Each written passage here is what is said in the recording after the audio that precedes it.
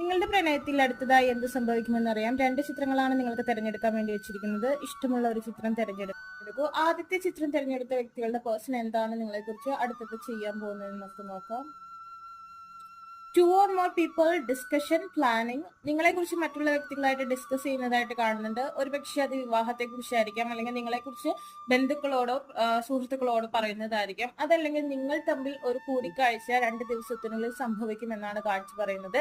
രണ്ടാമത്തെ ചിത്രം തിരഞ്ഞെടുത്ത വ്യക്തികൾക്ക് അടുത്തതായി പ്രണയത്തിൽ എന്ത് സംഭവിക്കുമെന്ന് നമുക്ക് നോക്കാം. Okay, the work about to reveal confess and then